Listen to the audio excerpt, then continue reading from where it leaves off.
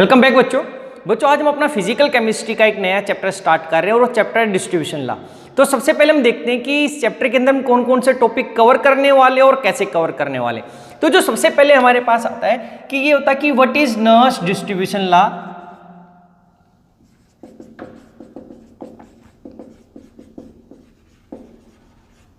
कि ये nurse distribution law होता क्या है। सेकंड कि conditions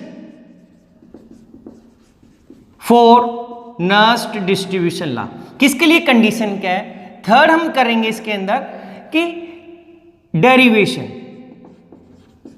derivation of nurse distribution law, कि हम इसको डेराइव कैसे करेंगे, कि हमारे पास क्या एक्सप्रेशन आना चाहिए। उसके बाद हम करते हैं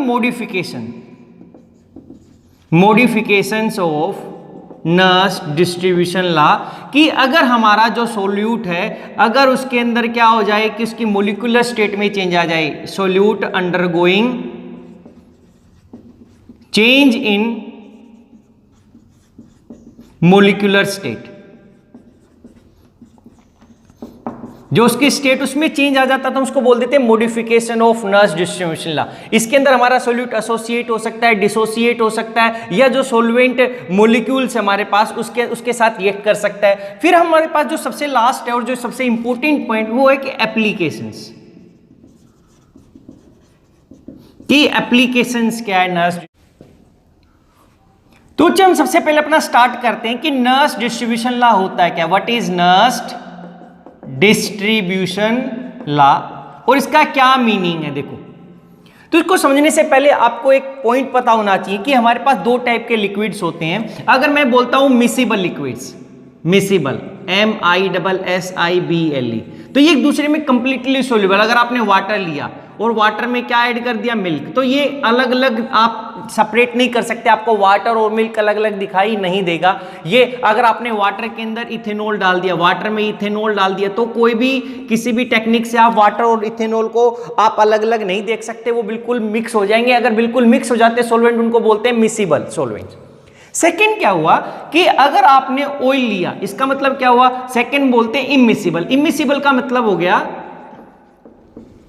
इमिसिबल होता है कि एक दूसरे में सोल्यूबल नहीं होते। क्या हुआ, आपने वाटर लिया, उस वाटर में आपने ऑयल डाल दिया, तो आपको ऑयल की अलग से लेयर दिखाई देगी, वाटर की अलग से लेयर दिखाई देगी, एक दूसरे के अंदर सोल्यूबल नहीं है। तो ऐसे ही हम जो नर्स डिस्ट्रीब्यूशन लॉ इसके अंदर क्या बोलते हैं, हम दो इमिसिबल लिक्विड्स लेते हैं। देखो, अगर आप एक कंटेनर लेते हैं बच्चे, इस तरीके से आपने कंटेनर लिया, इसके अंदर आपने दो लिक्विड्स डाले, तो कौन कौन से लिक्विड हो सकते हैं। देखो, अगर आपने यहां पे लिया वाटर, तो आप दूसरा क्या ले सकते हो, ईथर। जब वाटर और ईथर लेते हो तो एक्चुअली ये दोनों सोल्यूबल नहीं है, तो वाटर की अलग से लेयर दिखाई देगा, ईथर अलग से दिखाई देगा, ये सोल्यूबल नहीं, जिसका मतलब दोनों इमिसिबल लिक्विड से। सेकंड आपने क्या किया, आपने वाटर लिया, उसके साथ क्लोरोफॉर्म ले लिया, CCl4, तो ये दोनों भी क्या है, आपस में कंप्लीटली सोल्यूबल नहीं है, ये इमिसिबल लिक्विड है। या आपने किया आपने वाटर लिया और यहां पर आपने बेंजीन ले लिया, इस तरीके से। तो ये क्या हुआ, तो आपके पास अलग अलग water ether, water CCl4, water benzene, क्योंकि ये नॉन पोलर था, ये पोलर था, ये नॉन पोलर था, ये पोलर था, इस तरीके से लोगे तो ये एक दूसरे के अंदर मिक्स नहीं होंगे और इनको बोल देते हैं हम इमिसिबल लिक्विड्स। अब हुआ क्या बच्चे, देखो, अगर आप इसके अंदर एक सोल्यूट डालते हो, सोल्यूट कैसा, कोई भी एक सोल्यूट डालते हो, ऐसा सोल्यूट जो इसमें भी सोल्यूबल हो और इसमें भी सोल्यूबल हो। अगर ऐसा हुआ सोल्यूट डाला जो दोनों में सोल्यूबल है, तो क्या हो गया, इसकी कुछ अमाउंट इसमें चली जाएगी और इसकी कुछ अमाउंट इसमें। और अगर हम इक्विलिब्रियम कंडीशंस की बात करें कि जब और ज्यादा सोल्यूट डिसॉल्व हो ही ना पाए, उस टाइप हम देखेंगे तो जो इसकी कंसंट्रेशन होगी वाटर के अंदर और बेंजीन के अंदर एट इक्विलिब्रियम कंसंट्रेशन, की वो कंसंट्रेशन जिसके ऊपर और ज्यादा ये सोल्यूबल ना हो सके इसके अंदर, तो इनका जो रेशियो होगा, सोल्यूट का जो रेशियो होगा वाटर और बेंजीन के अंदर, वो कैसा होगा, फिक्स होगा। क्या किया आपने, वाटर और ईथर लिया, तो आप इसके अंदर क्या ऐड कर सकते हो, आयोडीन। जब आप आयोडीन ऐड करोगे तो कुछ आयोडीन वाटर में जाएगा, कुछ आयोडीन ईथर में चला जाएगा। डालने के बाद। तो अब जो आयोडीन की कंसंट्रेशन इसमें होगी वो कंसंट्रेशन हमने बोल दी C1 है, यहां पे कुछ C1 अमाउंट चला गया, ईथर में क्या चला गया C2। तो जो ओवरऑल C1/C2 आएगा वो कैसा आ जाएगा, कांस्टेंट वैल्यू जाएगी बच्चे हमारे पास। सेकंड क्या हुआ, जैसे वाटर CCl4 लिया, इसके अंदर आपने इसके अंदर ऐड कर दिया benzoic acid, benzoic acid, benzoic acid. अगर आपने बेंजोइक एसिड ऐड कर दिया तो ये क्या हो गया, बेंजोइक एसिड सोल्यूट हो गया, दिस इज सोल्यूट। ये आयोडीन क्या था, दिस इज सोल्यूट। अगर आप करोगे तो कुछ जो अमाउंट है बेंजोइक एसिड की क्या वाटर में चली जाएगी, डिजोल्व हो जाएगा, कुछ बेंजोइक एसिड CCl4 के अंदर डिजोल्व हो जाएगा। क्या किया आपने, ये लिया CCl4 डाला, उसके ऊपर वाटर डाला, लेयर बनी कंटेनर, आपने बेंजोइक एसिड डाला, उसको मिक्स कर दिया। तो मिक्स करने के बाद तो ये सोल्यूट तो डिसॉल्व दोनों में होगा, लेकिन इनकी लेयर अलग अलग दिखाई देगी। तो इसकी जो कंसंट्रेशन है इसमें और इसमें, अगर हमने वाटर में बोल दी C1, इसमें बोल दी C2, तो अगेन जो बेंजोइक एसिड की जो कंसंट्रेशन होगी दोनों के अंदर वो कैसी हो जाएगी, फिक्स हो जाएगी बच्चे हमारे पास। ऐसे ही क्या किया, हम ये ईथर भी लिख सकते हैं, वाटर ईथर लिया, इसमें हमने आयोडीन डाला, ऐसे वाटर बेंजीन ले लिया, तो इसके अंदर हमें कुछ अलग से फिर दूसरा सोल्यूट देखना पड़ेगा। लेकिन जो इंपॉर्टेंट पॉइंट है वो कैसा है कि जो सोल्यूट होना चाहिए यहां पर उसकी सेम मोलिकुलर स्टेट होनी चाहिए, same molecular state. Same molecular state का मीनिंग होता है बच्चे, ना तो वो डिसोसिएट होना चाहिए यहां पर, डिसोसिएट, ना ही वो एसोसिएट होना चाहिए, और ना ही वहां पर वो क्या जाएगा, जो सोलवेंट मोलिक्यूल के साथ रिएक्शन जाए, reaction undergo reaction with solvent, इन तीनों में से कुछ भी नहीं होना चाहिए। तो आयोडीन जब डाला तो ना तो आयोडीन आई में इसमें टूटता है, ना इसमें टूटता है, ना बेंजोइक एसिड डालेंगे तब ये सेमी, इसमें भी एसोसिएशन डिसोसिएशन नहीं होता, सेमी रहता है। तो हम बोल देंगे कि जब इक्विलिब्रियम कंसंट्रेशन के ऊपर दो इमिसिबल लिक्विड में जब हम किसी सोल्यूट को डालते हैं तो इक्वली अपने आप को डिस्ट्रीब्यूट कर लेता है बिटवीन टू इमिसिबल सोलवेंट, और उसकी जो रेशियो होता है वो क्या होता है, कांस्टेंट होता है। और ये किसके ऊपर होता है, कांस्टेंट टेम्परेचर एंड प्रेशर। इसी को हम बोलते हैं, दिस इज डिस्ट्रीब्यूशन लॉ, कि एक solute having same molecular state के अंदर अपने आप को डिस्ट्रीब्यूट कर लेता है बिटवीन टू सोलवेंट, इसी को हम बोलते हैं दिस इज डिस्ट्रीब्यूशन लॉ। और ये नर्स ने दिया था इसलिए हम बोलते हैं इसको नर्स डिस्ट्रीब्यूशन लॉ। तो हम इस नर्स डिस्ट्रीब्यूशन लॉ की अगर हम डेफिनेशन देखें तो कैसे बोलेंगे बच्चे, ए solute distribute itself between two immiscible solvent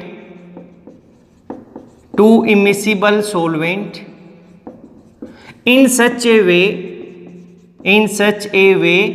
that the concentration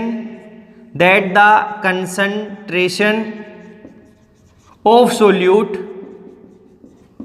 is fixed, और क्या बोल सकते हैं, constant, in both the solvents at constant temperature and pressure. देखो बच्चे यही लिखा था हम लोगों ने कि जब हमने इमिसिबल लिक्विड में कोई सॉल्वेंट डाला, but the solute must have same molecular state in both the solvent।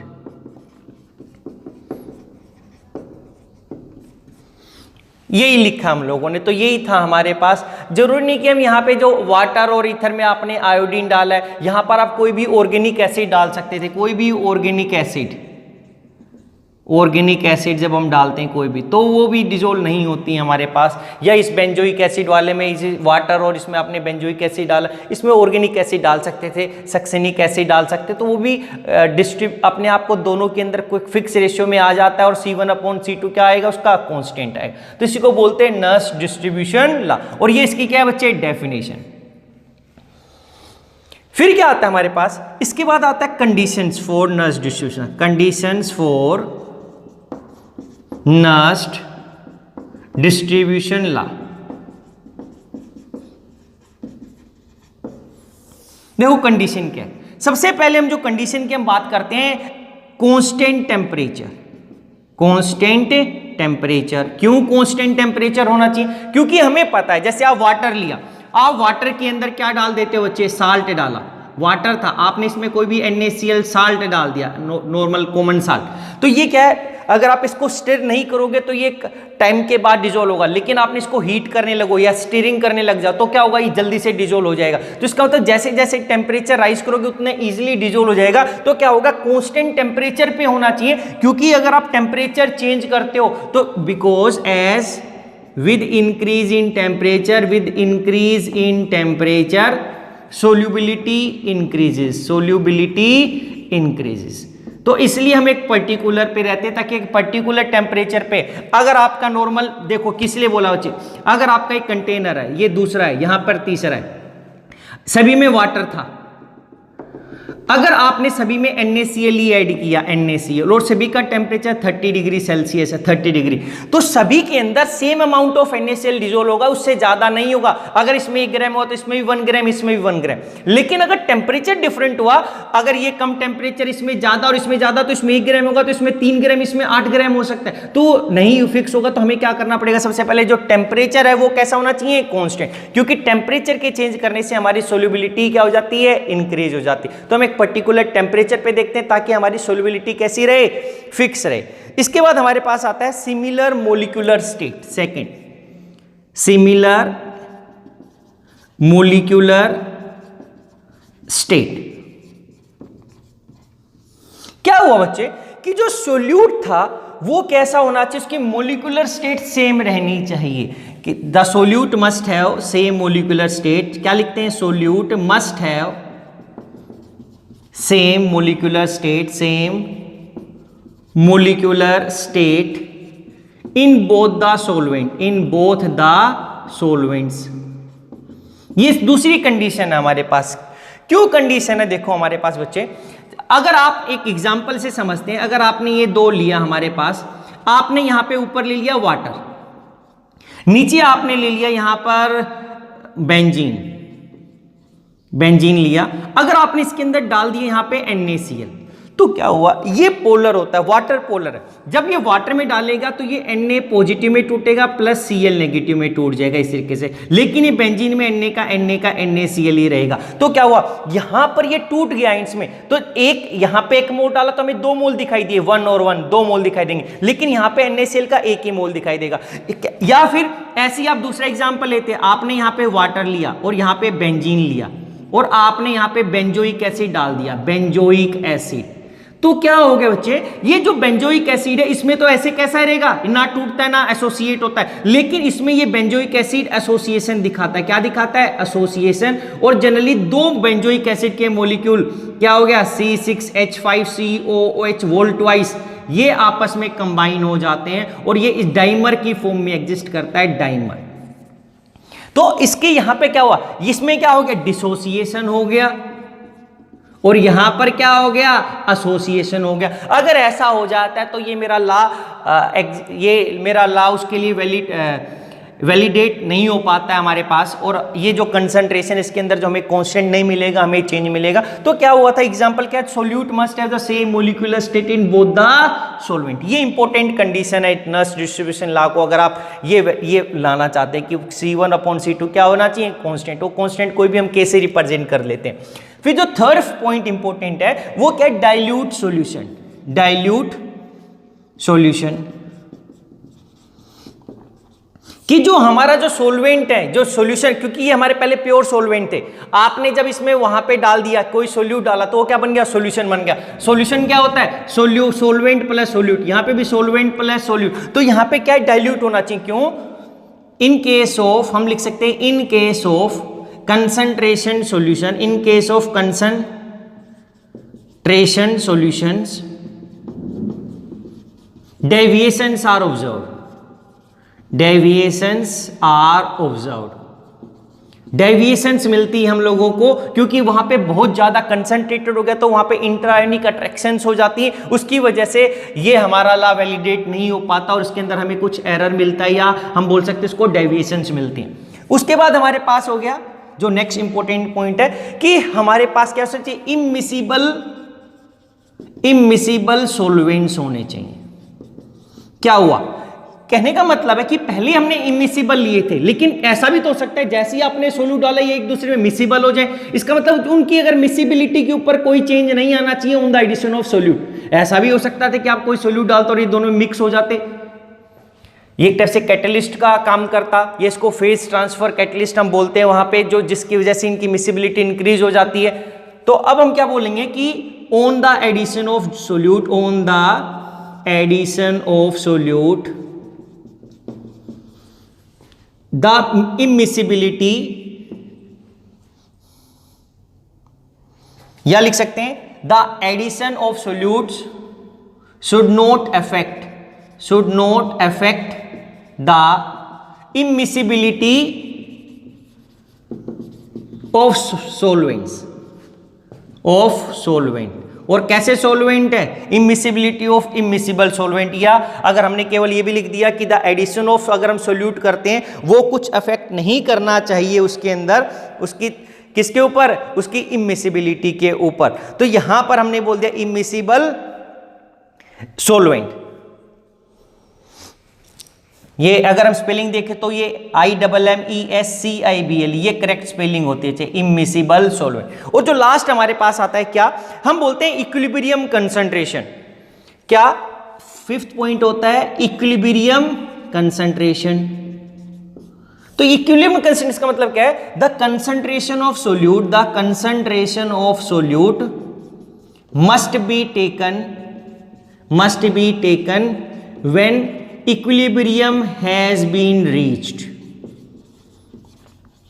क्या बोला बच्चे? देखो ये इंपॉर्टेंट पॉइंट है इसके अंदर। क्या ये जो वैल्यू आती है कांस्टेंट तभी आएगी जब इक्विलिब्रियम, क्या हुआ, आपने वाटर और ईथर लिया, उसमें आयोडीन डाला, लेकिन कम अमाउंट ऑफ आयोडीन डाला, तो क्या हुआ, कुछ वो इसमें जाएगा, कुछ इसमें चला गया।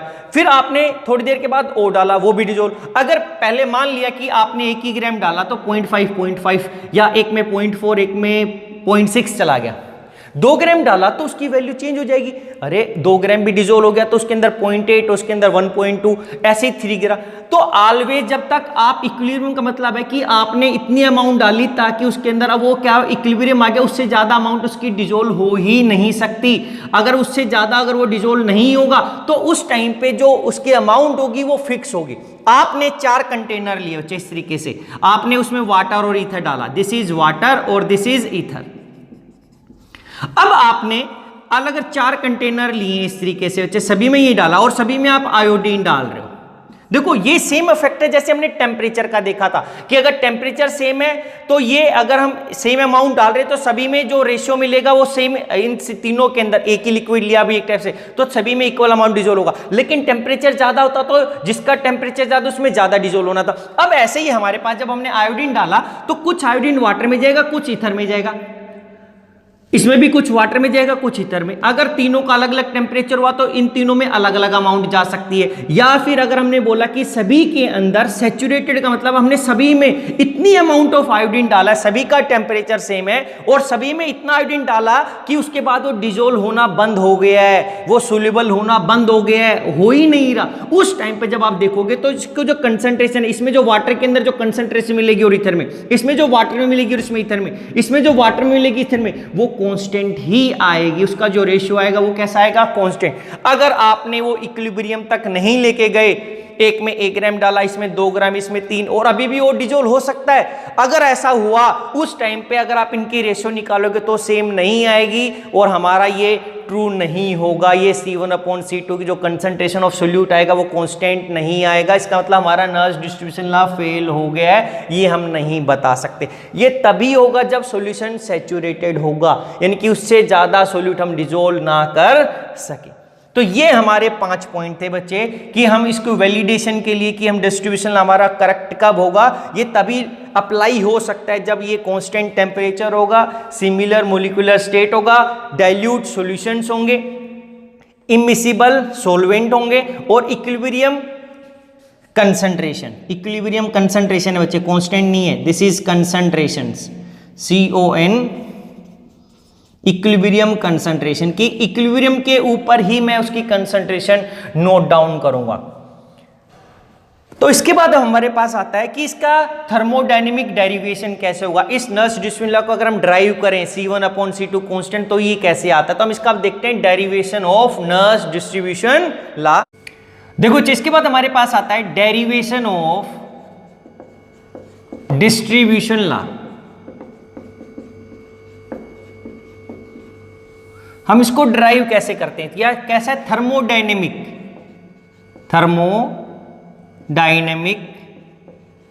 Derivation of distribution law. तो इसके लिए हम बोलते हैं if two immiscible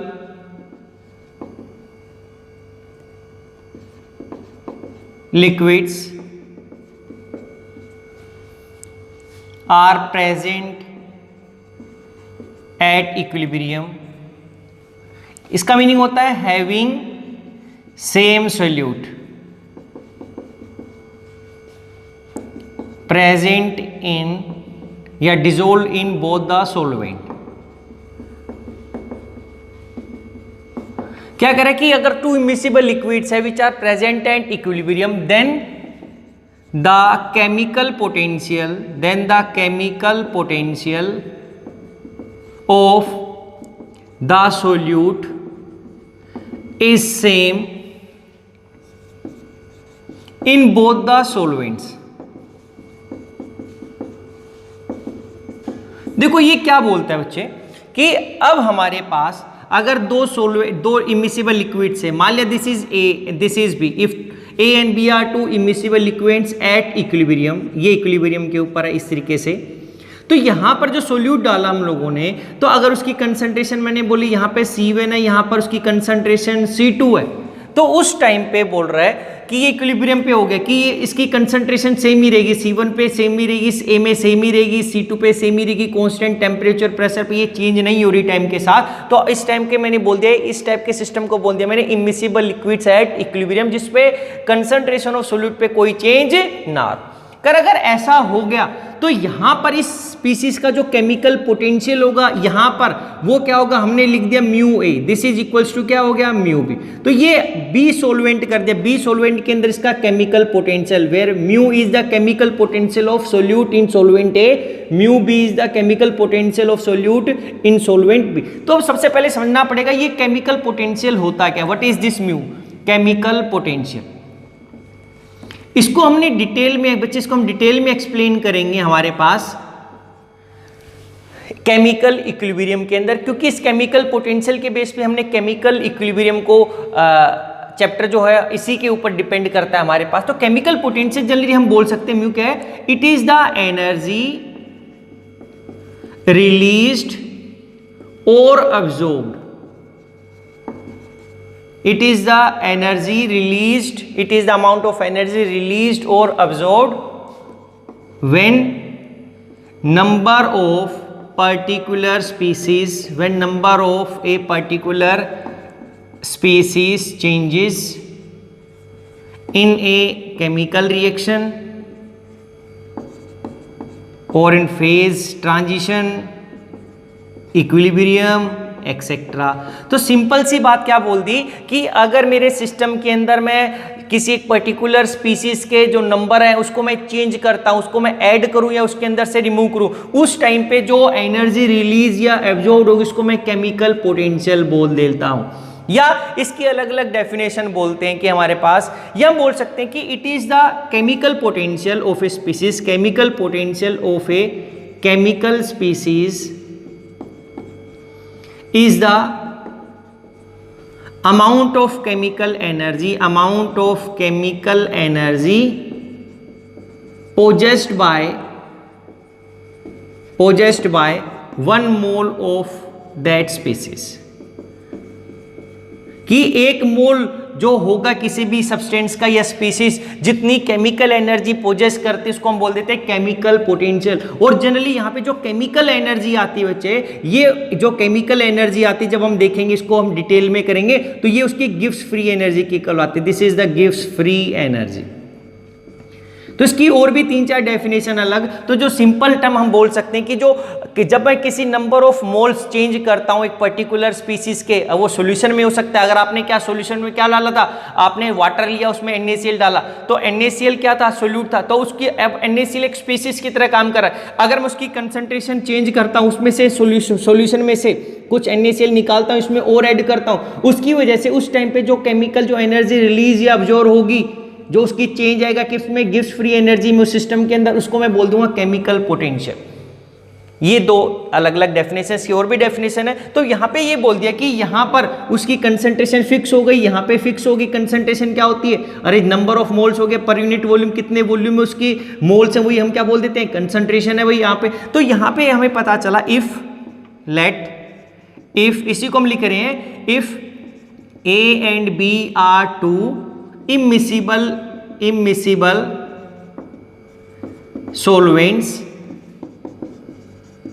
and C1 and C2 be the concentration, या अब यहां पे कंसंट्रेशन एक और एक्टिविटी, दो टर्म यूज होते हैं बच्चे। एक चीज याद रखना कि एक्टिविटी और कंसंट्रेशन में क्या डिफरेंस होता है। एक वर्ड यूज करें हम एक्टिविटी, इसको भी हम डिटेल में केमिकल इक्विलिब्रियम वाले चैप्टर में करेंगे अभी। तो एक्टिविटी होते है, कंसंट्रेशन होता है। देखो अगर मेरे पास डाइल्यूट सॉल्यूशन होता है, डाइल्यूट, देखो अगर मेरे पास मान लिया कि एक वीक इलेक्ट्रोलाइट था, वीक इलेक्ट्रोलाइट का मतलब होता है जो कंप्लीटली डिसोसिएट नहीं होता, जिसके अंदर 100% डिसोसिएशन नहीं होगा बच्चे। क्या हुआ, आपने वाटर लिया, यहां पे वाटर लिया, इसके अंदर आपने एसिटिक एसिड डाल दिया CH3COOH, मान दिया कि आपने इसके अंदर 100 मोल डाल दिए, 100 मोल कंसंट्रेशन, अगर मैं मोल्स की बात करता हूं 100 मोल डाले। लेकिन क्या हुआ, इसके अंदर जब ये एसिटिक एसिड है केवल 5 मोल ही टूटे, कितने टूटे, 5 मोल, यानी कि इसके अंदर CH3COO negative plus H positive, हमें कितने मिले, केवल 5 मोल ही टूटे और 95% अनडिसोसिएटेड, इसके अंदर 5% डिसोसिएट हो गए और क्या हुआ, 95% क्या है, अनडिसोसिएटेड। अगर ऐसा है बच्चे तो दिखने में तो हमने इसके अंदर जो उसकी कंसंट्रेशन, अगर मैं मोल्स की रिस्पेक्ट में बोलता हूं कि 100 डाले, लेकिन एक्चुअल में उसकी कितनी है, 5। तो यहां पर जो एक्टिविटी होती है एक्चुअली में ये होती है एक्चुअल कंसंट्रेशन। तो अब यहां पर क्या हो गया, एक्चुअल कंसंट्रेशन है, तो इसका मतलब यहां पर एक्टिविटी कितनी आएगी, 5 ही आएगी उसकी।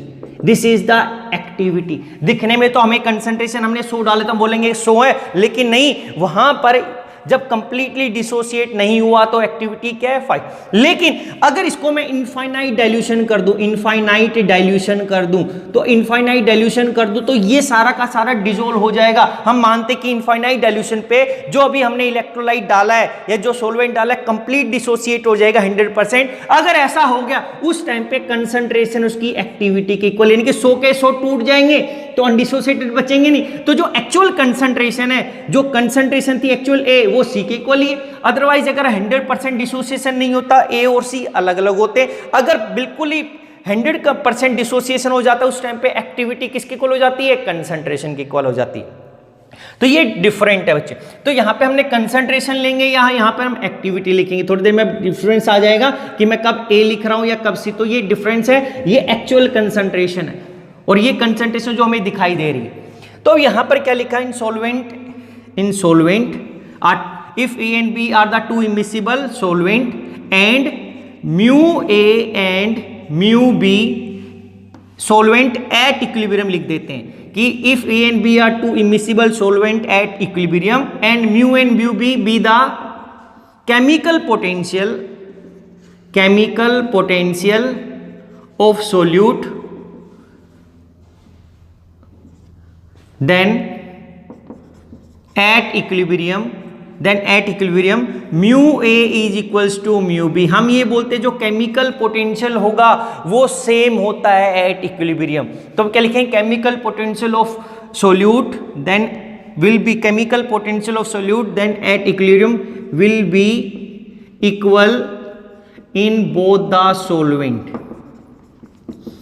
कि ऐसा होता है कि अगर मेरे पास इक्विलिब्रियम कंसंट्रेशन है, अगर मैंने एक सोल्यूट ऐड किया है तो दोनों के अंदर जो उसकी वैल्यू केमिकल पोटेंशियल की वैल्यू आएगी वो क्या आएगी, सेम आएगी।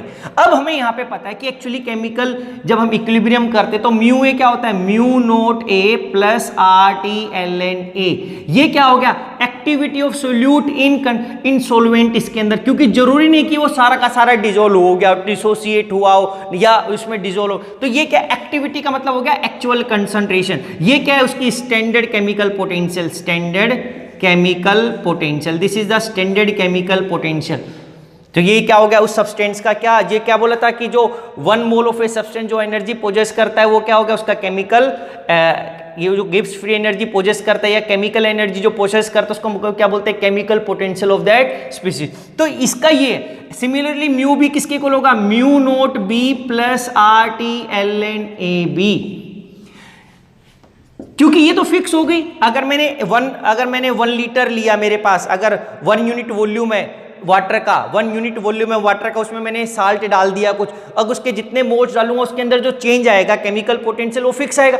इस सॉल्वेंट के अंदर भी उसकी वैल्यू क्या आएगी, फिक्स, अगर वो यूनिट वॉल्यूम हो। तो ये स्टैंडर्ड स्टेट के अंदर होता है केमिकल पोटेंशियल, जब मैं सॉल्वेंट की अमाउंट को फिक्स कर देता हूं। ऑलवेज वाटर 1 ग्राम, यहाँ 1 यूनिट वॉल्यूम था, दूसरे में 1 यूनिट, तीसरे में 1, 4 में भी 1 यूनिट वॉल्यूम था। उस टाइम पे जब मैं NaCl ऐड कर रहा हूं सभी के अंदर या कोई भी सोल्यूट ऐड कर रहा हूं, तो जो केमिकल पोटेंशियल सभी में क्या दिखाई देगा, सेम, क्योंकि उस टाइम पे हमने फिक्स कर दिया। अगर ये वैल्यू यहां पे पुट अप करेंगे तो हमें क्या दिखाएगा, mu naught A plus R T L N A A क्यों लिखा है, ये सोल्यूट लिखा है, सोलवेंट ए, ये क्या है, activity of the solute, this is the activity of solute in solvent A. ये एक्टिविटी क्या है, actual concentration, this is equals to क्या, mu naught B plus R T L N A B. अब बच्चे यहां से मैं म्यू नोट इसको इस साइड उठा के लिया हूं, आर टी से डिवाइड कर दूं तो क्या आ जाएगा, mu naught A minus mu naught B divided by R T equals to L N. Activity क्या हो जाएगी, ये इक्वल मैं इस साइड लिया, ये इसको इस साइड लिया हूं तो activity L N A B upon activity of A. इस तरीके से क्या किया हम लोगों ने, देखो इस म्यू नोट बी को ए था इधर, इस बी वाले को इधर लेके आ गया, अगर मैं इधर लेके आ गया तो मेरे पास क्या बनेगा, ये mu naught A minus mu naught B. अब ये आर टी एल एन वाले को उस साइड चला गया, तो ये अब आर टी को मैंने डिवाइड कर दिया, तो ये क्या आ गया, एल एन इस तरीके से आ गया। सिमिलरली अभी आपने सोलवेंट बी को ऊपर ले रखा है, अगर मैं सोलवेंट ए को रखना चाहूंगा तो मैं क्या कर सकता हूं, इसी को मैं चेंज कर सकता हूं, तो mu naught B minus mu naught A divided by R T, this is equals to L N activity of A upon activity of B. आप ए वाले सॉल्वेंट को ऊपर रखना चाहते थे। अब ये देखो, ये तो फिक्स क्वांटिटी है, आर बी कांस्टेंट हमारे पास, दिस इज कांस्टेंट, टी भी क्या है, एक पर्टिकुलर कांस्टेंट टेम्परेचर पे कर रहे हैं। और ये तो क्या होता है, जो chemical potential, standard chemical potential for a fix solvent is constant, और ये भी क्या हो गया, कांस्टेंट। तो अब हम यहां पर क्या लिख सकते हैं बच्चे, इसको रब कर देते हैं, देखो फिर हम यहां से क्या लिख सकते हैं, ये सारी की सारी चीजें क्या हो गई, कांस्टेंट। तो हम लिख सकते हैं यहां से L N activity of A upon A B equals to constant. अगर मैं एंटी लॉग लूंगा तो क्या आएगा, A divided by A B, this is equals to constant, this is constant, फिर कांस्टेंट ये आ गया। अब इस कांस्टेंट को मैं किससे रिप्रेजेंट कर सकता हूं, let this is equals to A upon A B, this कैसे रिप्रेजेंट कर दिया। But if solutions are dilute, if solutions are very dilute, क्योंकि हमने डिस्ट्रीब्यूशन लॉ में पहले ही देखा था, जो कंडीशन थी हम डाइल्यूट लेते हैं, क्योंकि कंसंट्रेटेड हुआ तो वहां पे इंटरेक्शन ज्यादा होंगे और हमें डेविएशन मिलता है। If solutions are very dilute then activity is equals to concentration.